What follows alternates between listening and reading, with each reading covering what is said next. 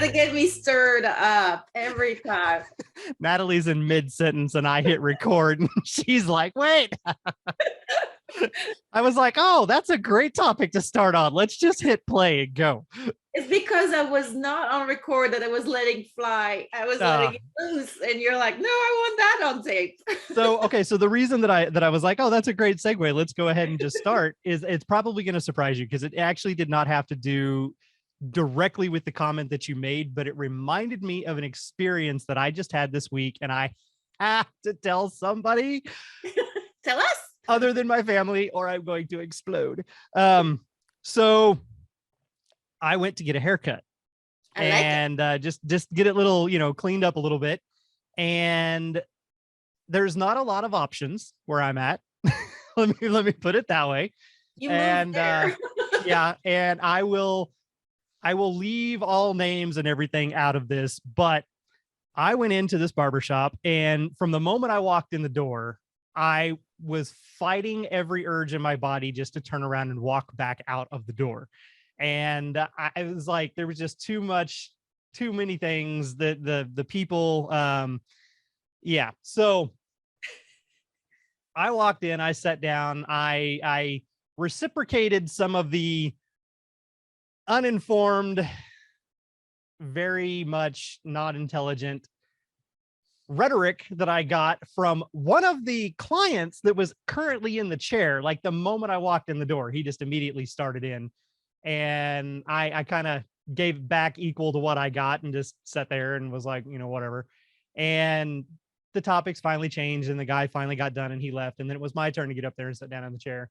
And the guy was one of those individuals that knows everybody and knows everything. And I don't just mean like, oh, well, yeah, it's a small town, you're going to know everybody in the town. No. Like any topic you bring up, he knows somebody that was directly related to said topic.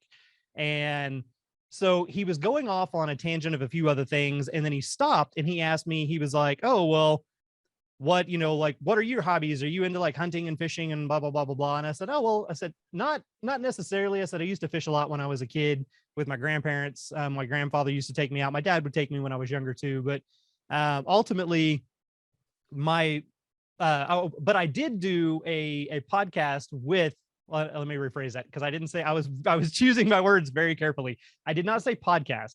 I said, I worked with a gentleman in radio who was also a fishing guide, because this gentleman is also a fishing guide.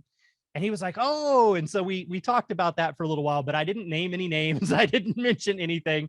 And then he goes, so, well, then what's your hobby then if you don't do like the hunting and fishing? And I was like, oh, I'm more into bees. And I wasn't paying any attention. The cash register we're talking old school, massive buttons, like the old typewriters where you go chink, chink, chink, and like it would come out. Yeah. No electronics, no way to pay with credit card. You had to pay with cash. And beside the register was an extremely old, just as rusted smoker. And he picks it up as soon as I said beekeeping, and he puffs it towards me and he's like, you know what this is? And I was like, well, yeah, it's a smoker. And he goes, right, but not the kind to get high with. And then he started laughing and he's like, but I have done that before. Now, mind you, this dude's like, he's up there. Okay. He's pushing that 60, 70 age range. And he starts going off on these stories. Every word out of that man's mouth was so horrifically inaccurate or flat out wrong. And he had been keeping bees supposedly for 3 years, but he didn't have any colonies at the moment because they were all dead. And he started talking about this. I mean, I can't talk. I came up with one and it is now currently dead, but he started going off on this other, like another beekeeper in the area and like ranting and raving about all of the wonderful things and all this stuff. And I'm sitting there like biting my tongue. And as he's talking and he's like cutting my hair, he's like, snip, snip, snip, buzz, buzz, spin me around and talk to me for 10 minutes. And then snip, snip, snip, buzz, buzz. And I'm like, you just need to finish so that I can leave, dude. Like, but he just kept talking and kept talking. And he made comments about Africanized bees and where they came from, and supposedly knowing the individual that was responsible for releasing them and doing that project. And I'm not going to mention anything in there. I want to go back and actually look it up myself, because I'm pretty sure that I know that the other stuff in it was not accurate at all. But I'm curious if at least some of the locations and names that he mentioned might match up, and he just something he had gleaned or read and he jarbled it all together. Then he goes off on the cellular networks, the 3G, 4G, 5G, and the bees, and some renowned researcher, which I question is maybe somebody on YouTube, who has developed this device that they put inside the hives that emits a signal that negates the other signals, and those colonies that have that device never die. And so really what's killing all of the bees is not colony collapse disorder or varroa mites or any of this other stuff. It's the 5G networks, even though they just did that. But that's the culprit from all this time back. And he was talking about some bees that he had that were really, really mean. And I was like, well, I mean, in Texas, what you just described, that's all of the bees. It's like, that's just a normal beekeeping day from where I came from. That's not that big of a deal. And he goes, yeah, you know, I don't know if they were some of them Italians or if they were some of them German black bees, but they were just the meanest damn bees. And I'm sitting there going, those are not even remotely close to the same thing. They don't look the same. They're not the same colorations. They're not the same behaviors, the same habits. Yeah, the German black bee does have a bit of an attitude and could be kind of related to like a pureblood Russian, but right. I don't know how you'd confuse that with an Italian, you know, I mean, but he just kept going and going. And finally, I interrupted him in the middle of one of his little rants and completely changed the subject back over to fishing. Because I was like, at least this one I can ignore more comfortably. It doesn't drive you as crazy, right?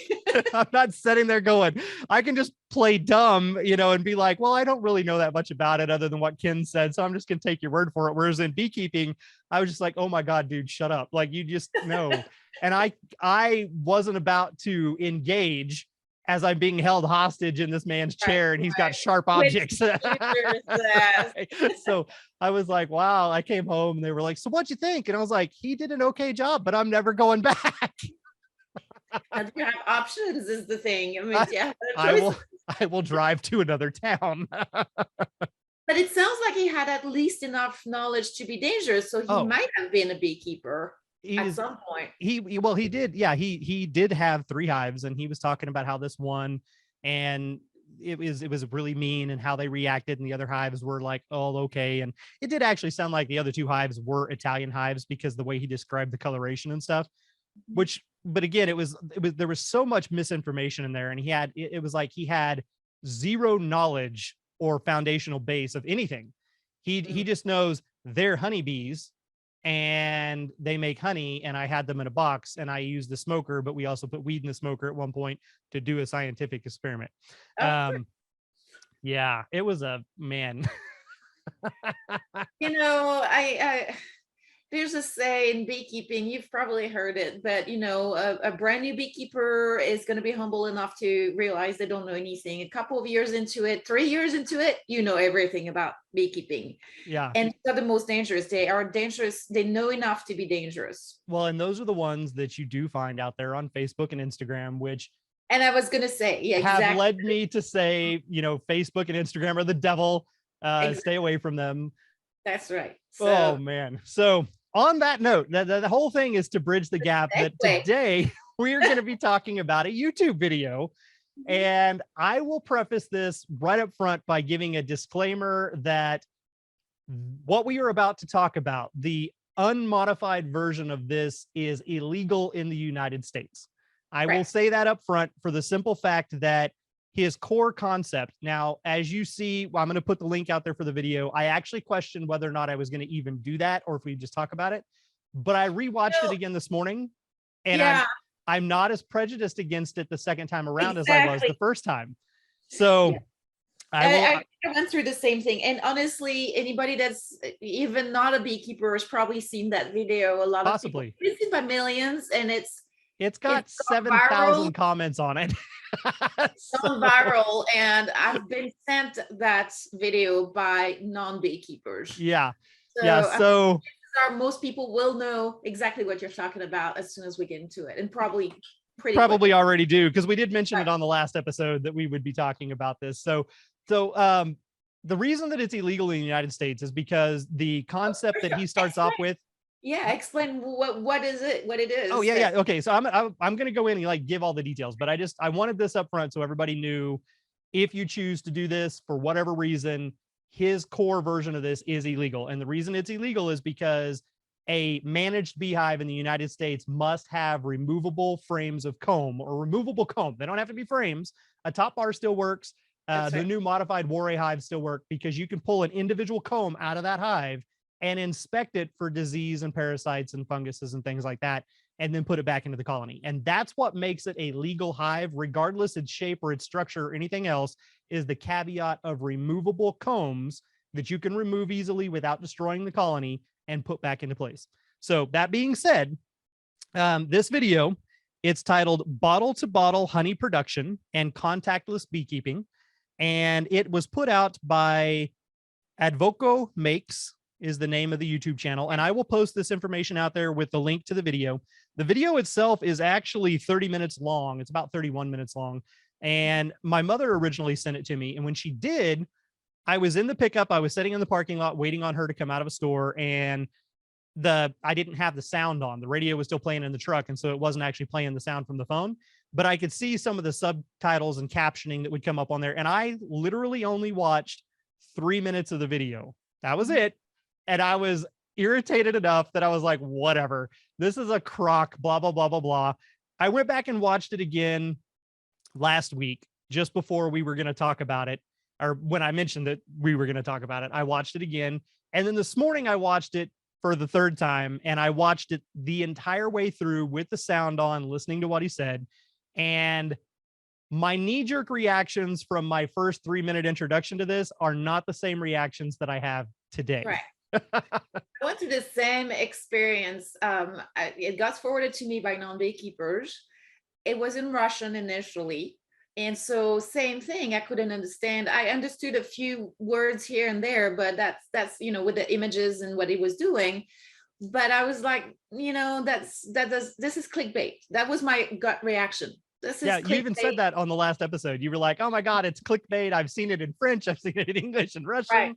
Yeah. Right. So the first time around, but I saw that he had a French version afterwards. I didn't really sit through it the second time much more than like 5 minutes. And I was still on that, this is clickbait. But like you, I ended up watching pretty much the whole thing and kind of like giving him the benefit of the doubt and noticing other things in the video that were of interest. Yes. So yeah, let's dive into this because this is an interesting, way to look at things, and we've got lots to say about that. Yeah. Okay. So right off the bat, the concept of bottle to bottle beekeeping, what he's doing is he is finding used water jugs and or what he calls kegs. They're all plastic. None of them are glass. So not a glass or a metal keg, but an actual see-through plastic water jug, basically. And he's modifying them so that they will mimic the internal cavity of a tree. And he's allowing the bees to build natural comb inside these bottles. And he's come up with ways where he can interlock the bottles and stack them vertically going up. So again, they mimic the internal volume of a tree. When it comes time, from what he said, when it comes time for him to add more space, he's adding it onto the bottom. So the bees Right. are constantly drawing new comb as they move down, again, just like they would do in nature. And then he's able to remove the top bottle, which by that point becomes solid capped honey and is the older comb that's been raising brood and has been absorbing toxins and things from the environment. He can remove that, and then he does a process of crush and strain. Mm-hmm. That's the whole thing in a nutshell. Now, I will say that throughout the video, towards the middle and towards the end of it, you do see modifications where he has actually got a hold or created a very large cylinder out of plastic that he Right. did create custom frames for, and has frames in them that can be removed. And that concept technically is legal. You can do that because you could then pull the frame out and do an inspection with the state apiary inspector and be okay. My first knee-jerk reaction, though, when I'm watching this is I'm thinking sustainable beekeeping. That, for whatever reason, that's what kept going through my mind. And I was looking at it not necessarily so much from the sustainable beekeeping aspect, but just sustainable, period. And I'm watching him take these plastic containers, which, again, not listening to what he's doing, just seeing it, I'm thinking all of these toxins that are in plastics that could leach out into the wax and into the honey and everything else, because as time has gone on, we have learned there's lots of chemicals in plastics that are bad and toxic for us that can leach into the materials inside the plastic that we then consume. The second thing I'm thinking on the sustainable part of it is he's built this container, but it's a one and done, because the only way to get that comb back out of there is he's cutting the container apart, cutting it into slices, and cutting the comb out of it, thereby destroying this plastic container. And he cannot then turn around and reuse it like you can a wooden hive, where you're Right. putting all the pieces back in and just taking the comb out. And so I was not giving him very much of a benefit of the doubt from that standpoint, because I was like, you're being wasteful, and you're wasting a resource that is bad for the environment, does not biodegrade, Mhm.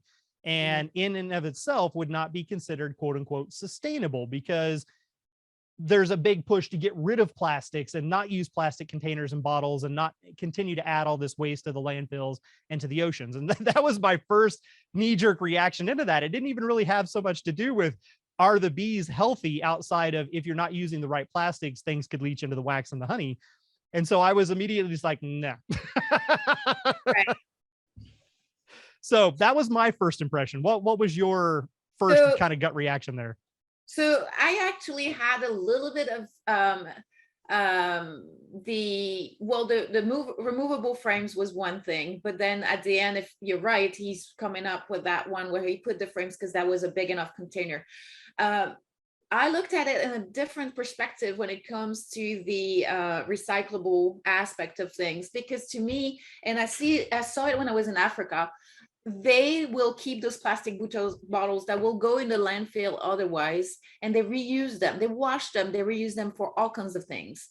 And my assumption personally was not that he had bought those plastic or generated demand for that plastic, but he was reusing bottles that were recycled material that he intercepted and reused them again before they went back to recycling. So in a way, that was, from that aspect, to me, a clever way to put some material to good use that was otherwise going to end up, either in the landfill or recycled. But you're right, it's still more plastic. It's still, leaches. I don't want plastic in my bees. I don't want it anywhere near my honey. And while this is food grade plastic, obviously, because they're using it for water bottles, with the heat in contexts where, like in Africa or Texas, where the temperatures are super high, that doesn't work really well. And that brings up the point of insulation.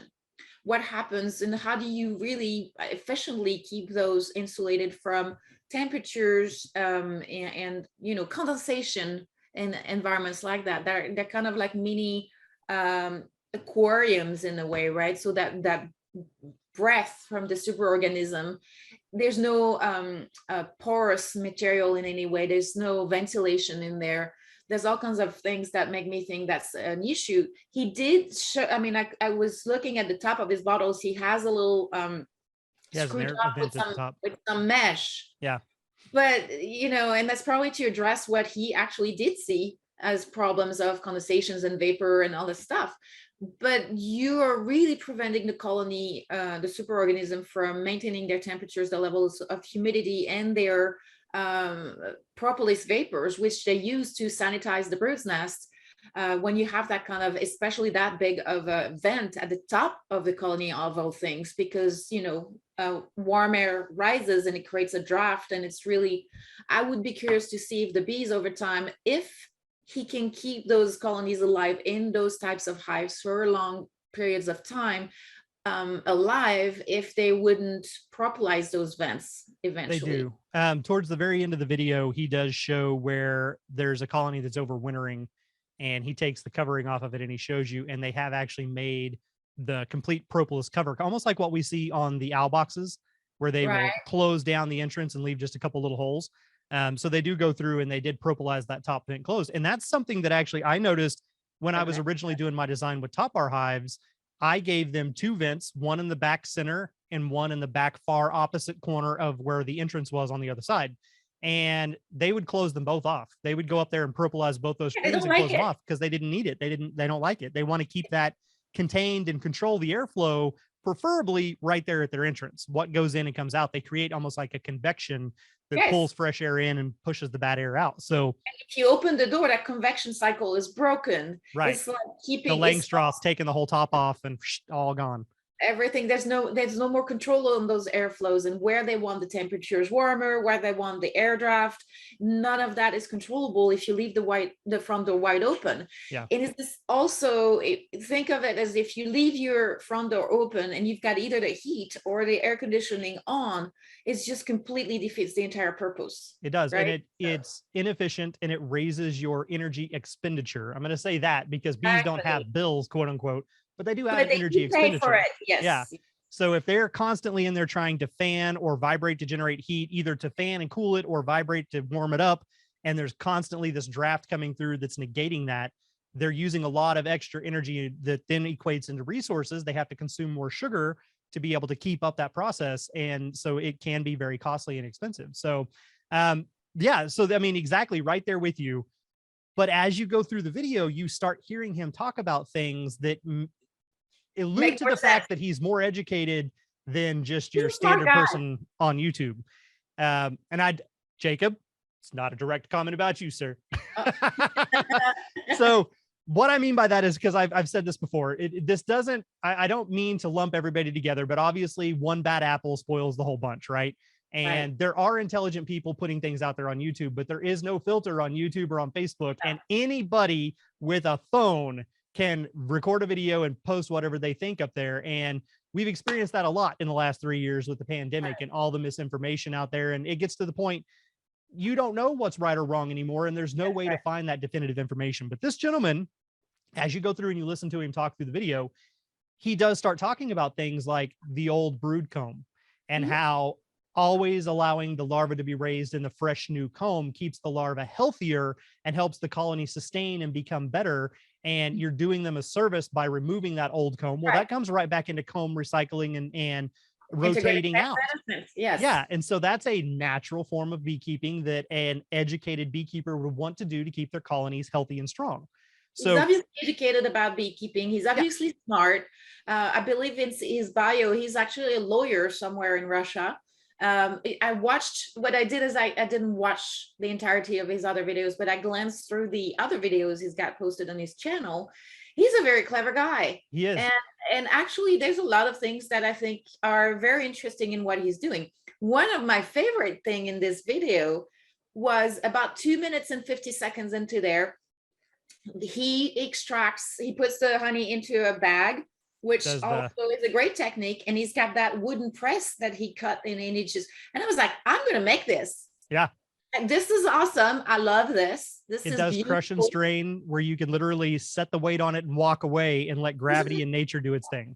He's an inventor and I commend him for that. I actually, as much as I had that initial gut reaction of, oh, this is clickbait, this is just not, how do you keep bees? This is not sustainable. That's not going to last. Those colonies are going to die. He forced them into the bottle. I was going through all those reasons why this was a bad idea. And I'm not necessarily for the concept of what he's doing. I do like a lot of the clever little inventions that he's got around that. I do like the aspect of recycling some of those bottles, especially the big old thing. But in all reality, I don't think it's sustainable in long term. I'm not sure that works as well for the bees. But he's got some really, and he was able to, it's got the pros and cons. So for somebody that's trying to watch what the bees are doing, he makes basically observation hives. There's one instance that he's got it inside his office, coming through the window, and it's propped up and mounted against the wall where he can sit right there and he can, as he said, you can hear the buzz of the bees, you can smell the aroma from the hive, which actually has its own beneficial effects on us.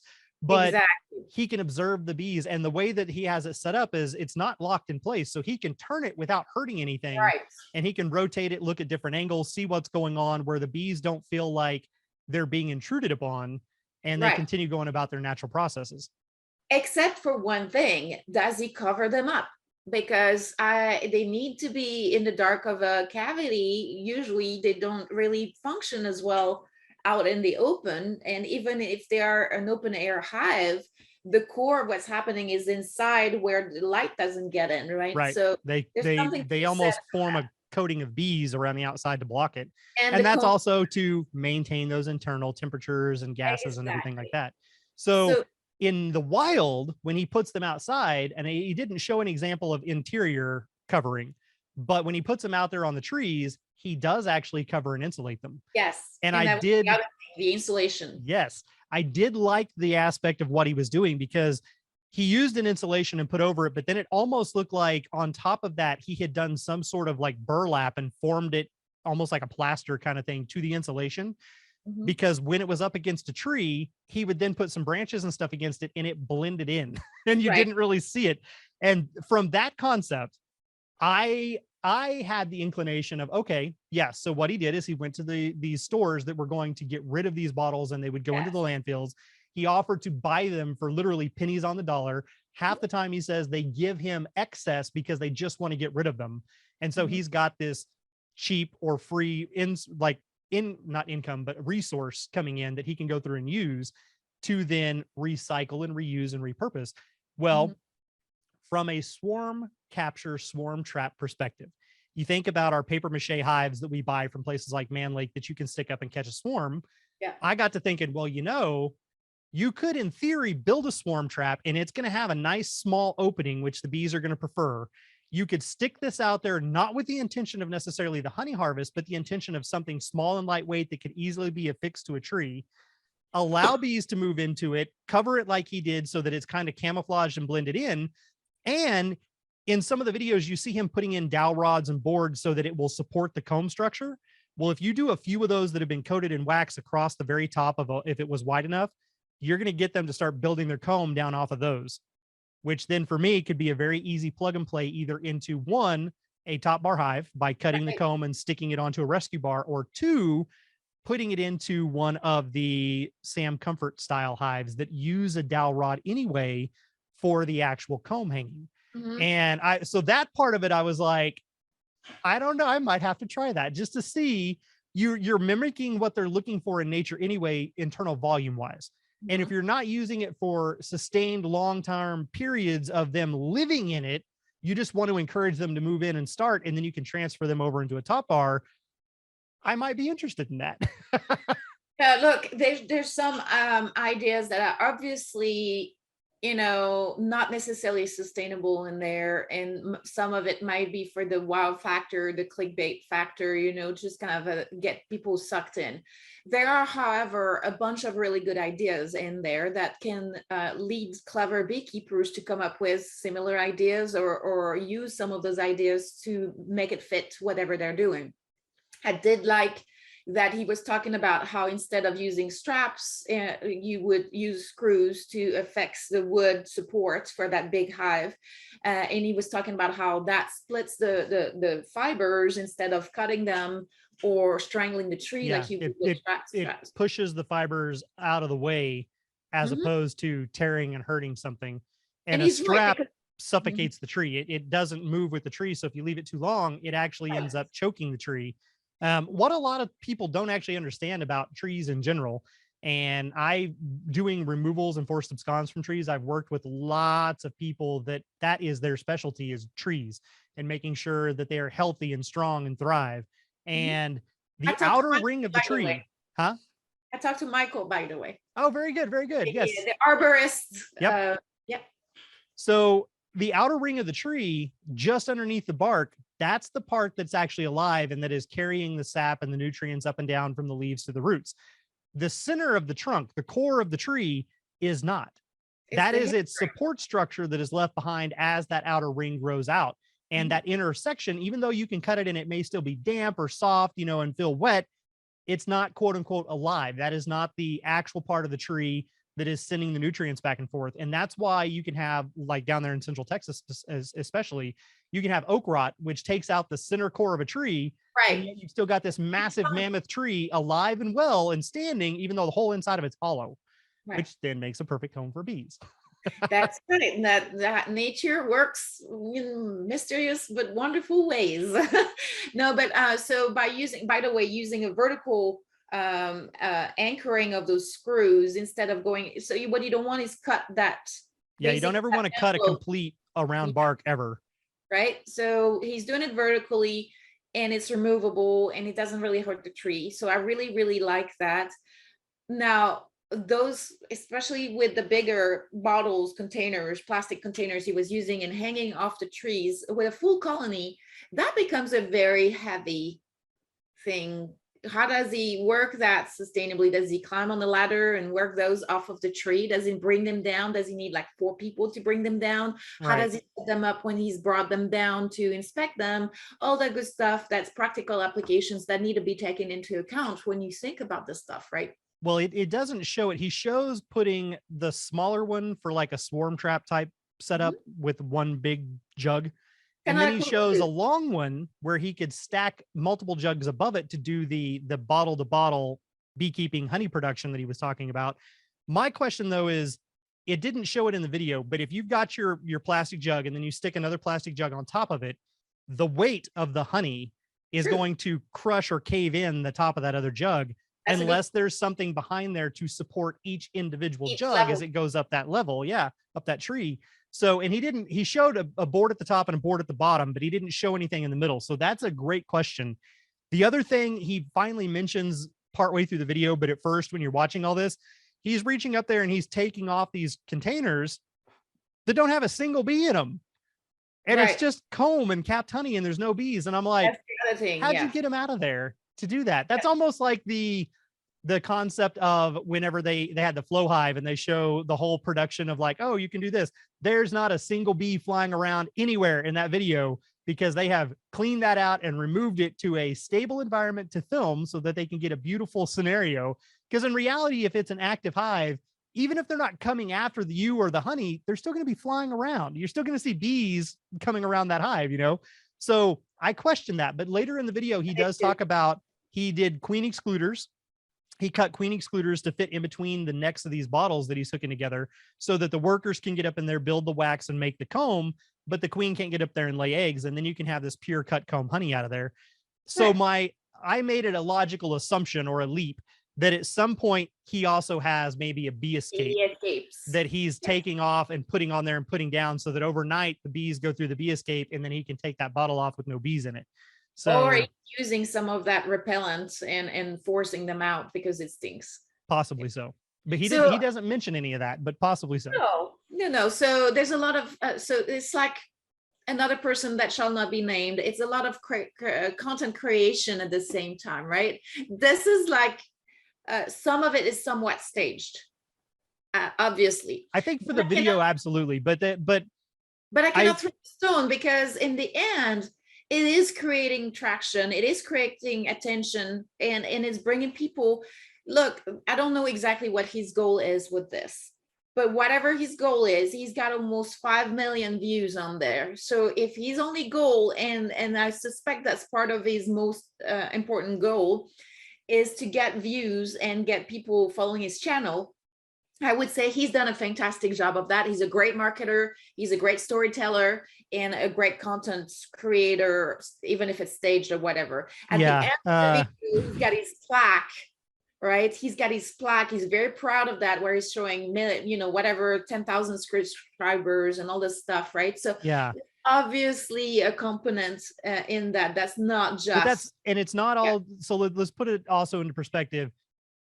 He does not have a lot of beekeeping videos. His it's thing, only, and yeah, it is advoco makes. Makes is the key word and it's capitalized because he is, like you said, an inventor. He is somebody that yeah, works with wood and he creates all these things. He's building a log cabin from scratch. He built a right, bridge from scratch and he's doing all these things and he's showing you a sustainable way where you could potentially do beekeeping, yes, which in countries like Africa, where there's not a lot of resource and a lot of money to go around, could right, actually be modified to be something beneficial for them. So right.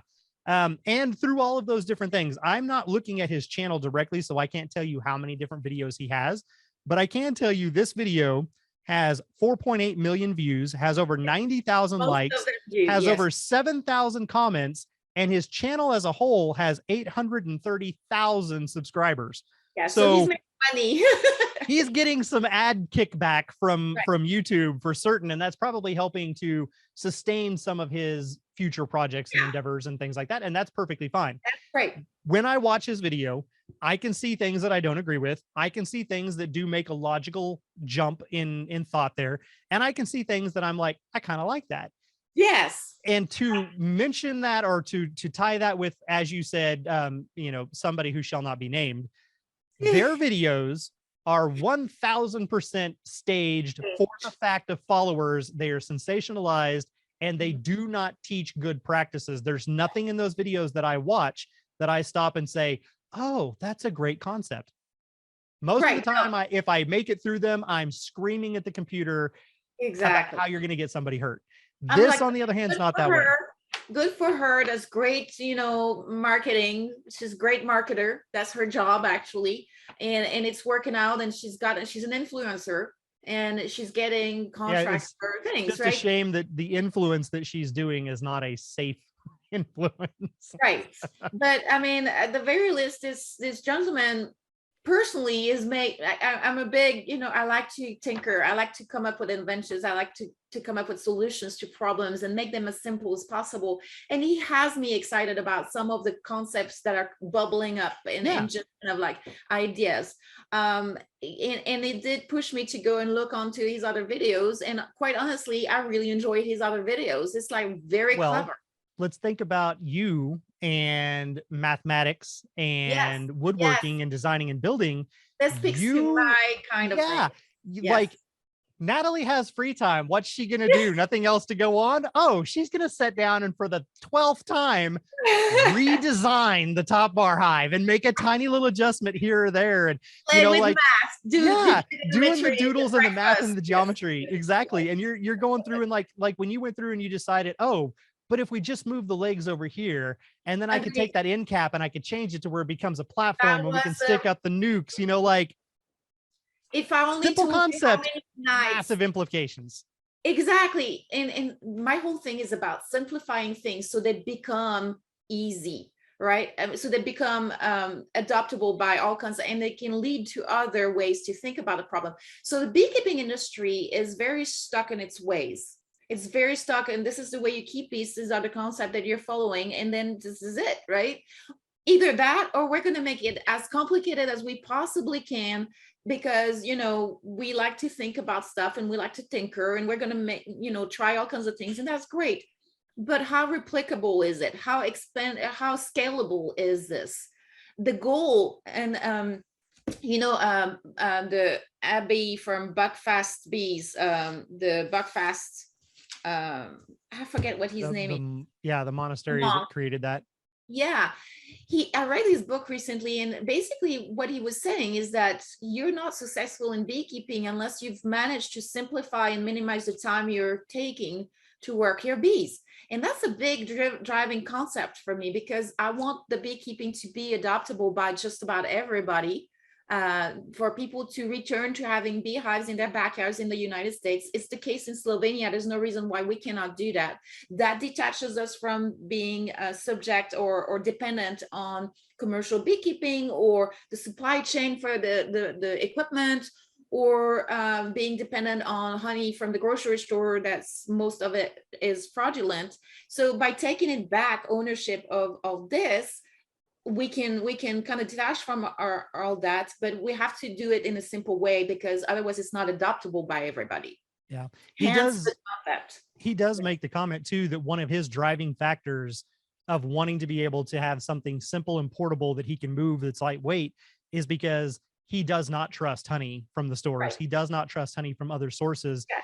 He doesn't trust honey from commercial beekeepers. And he does apologize in there and says that he makes no offense towards them, but it's still unfortunately true. They do treat with synthetic chemicals and pesticides.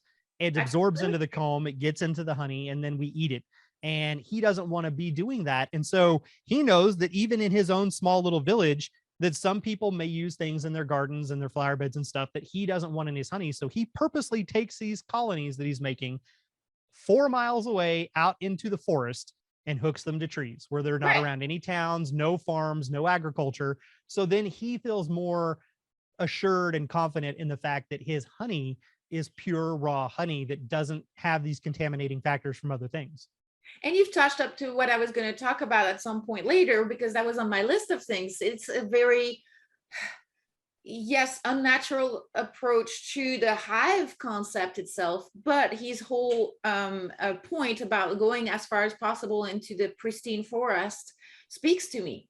However, I would say I'm a pragmatic kind of a natural treatment-free beekeeper. I don't, not everybody has that opportunity. That's Right. true. So we can control what we can control. And so my whole thing is that, well, first of all, don't put pesticides into your colonies. You can control that totally. You cannot control necessarily what's around your neighbors or the fields around you. And people that are criticizing treatment for beekeeping by saying, well, you're always going to have pesticides because your bees are going to be exposed. That's fine. That doesn't mean we need to add up to that by pouring it into the hives ourselves. Right. And to his point, the Arnold forest that Dr. Seeley worked with was pristine. There's some forests that are pristine. Joe Blow in his backyard around Austin, Texas, doesn't have access to that. Yet I do think that we should have more localized beekeeping activities. First of all, it sensibilizes everybody to the cause of the not only honeybees, but the pollinators. And also it allows you to control what's in your backyard. You take away some of that power from that industry that's treating and everything. And there's something to be said about that. I think that, I think that his concept from that standpoint, there's implications that are good. I'm looking at minute 27, and he's got that big bottle in the tree and the pristine new comb. But if you look at 2707, those combs are off kilter with the hive. They're attached to the bottle. Yep. Even if he's using frames, that's not a removable hive because it's They've attached. Yeah, and it's all cross-combed. So there's all those considerations to take in mind. What looks sometimes simple and clever can also have implications where it's not that simple and clever to manage it. Right. Well, and it's simple and clever for him. So even if you were going to be, and dare I say it, even if you were going to be a kin style beekeeper where you're looking at this going, oh my God, I could have hives and I never have to touch them. That's not legal. If the state apiary inspector comes out there and they're like, what the hell is this? And I can't inspect it, you will be in trouble for that. It's not something that can be inspected. But in other countries where you maybe don't have those specific rules, which I'm not sure of which ones do and don't, because American foul brood is a big thing. And that's why we came up with that, to have to be able to inspect them. They have to be removable, was because of diseases like that. And when you go through and you look at his videos and you're looking at this stuff and you're like, oh my God, a simple concept. I can take a bottle, I can turn around and I can make it into this. Can you though? Can you do what he was doing? Skills to start with. That's right.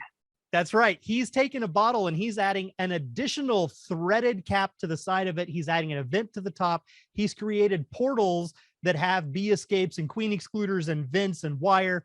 It's very complicated. And he does show you a brief little overview of how he puts the screen on there, which I looked at that and I was like, oh my God, that was brilliant. Like I hadn't thought of that. And I put screen on things all the time, but I hadn't thought of doing that, where he integrated it in and, so yes, it is something that looks simple because it is simple to him because of his skill set. He's building a freaking arced bridge by hand. So modifying a bottle to have a couple of extra nozzles and spouts and threaded pieces and things like that, not so complicated until you try to do it yourself and you don't have all the tools. You screw up like the first 30 that you try to do. It's just like with anything, with practice makes perfect. And the more you do it, the simpler it gets to you. I don't think that you could just necessarily go straight out there and do it. It's not like Les in his barrel top bar hives where literally all he needed to do was cut the hive in half and then cut a board big enough to fit it. Almost.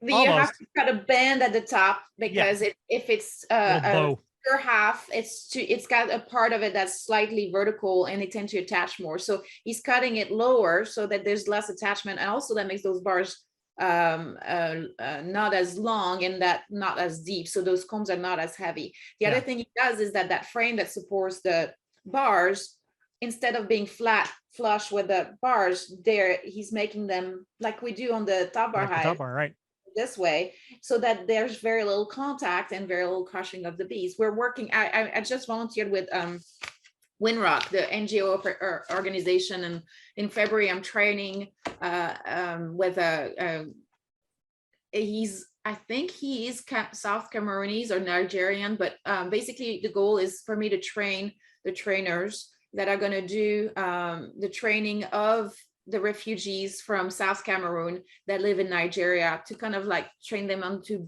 drum/barrel beekeeping, and the whole thing. So it's even simpler than with the Taba hives, the Kenyan Taba hives, right? You still have to cut, there's 5 pieces of wood, in all honesty. This is super easy, and then the bars, but you still have to have the wood and the cutting tools and all the stuff. And with the drum hives, you're cutting, you could do that with a circular saw or something, and just cut around, and then get somebody to put the bars in the frames, and you have a hive.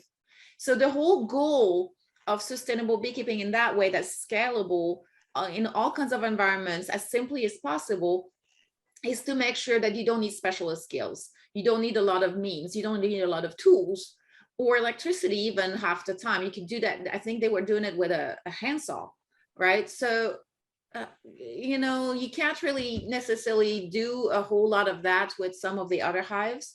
I think potentially some of these big hives, you could do some of that, but it doesn't replace knowing the biology of the honeybee so that you can make it work, right?